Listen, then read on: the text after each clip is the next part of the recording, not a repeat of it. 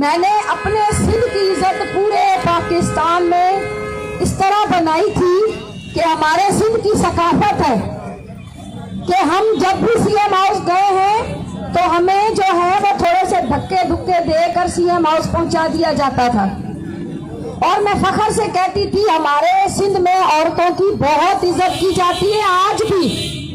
मगर सिंध हुकूमत ने जो हमारे साथ किया वो ये ना समझे कि उन्होंने हमारे साथ किया तो हम डर जाएंगे।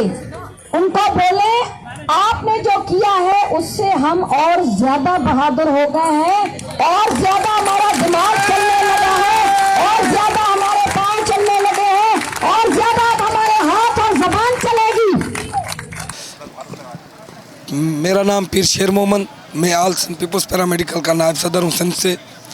आज जो हम जहाँ GHA के प्लेटफॉर्म पे बैठे हैं, आपको पता है कल गिरफ्तारियाँ हुई थी। अल्हम्दुलिल्लाह आज वकला और जज साहब की मेहरबानी से अदालत ने वो केस बिल्कुल खारिज कर दिया।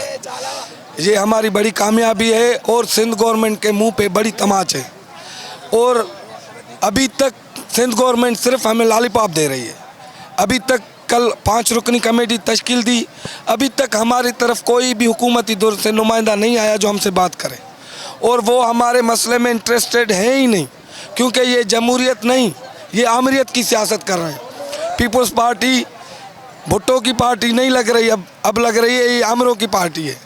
और मुझे बड़ा अफसोस है कि हम आज यहाँ अपनी पार्टी के खिलाफ बैठे, और ये जो पार्टी कर रही है ये इसकी भूल है।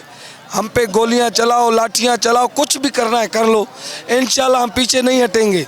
और मैं आज आपके चैनल के तवस्सुल से ये बता रहा हूँ कि इंशाल्लाह GHA का फिर धमाधम मस्कल अंदर होगा। फिर हमें देखते हैं कि कौन रोकता है, हम इंशाल्लाह CM हाउस जाके रहेंगे।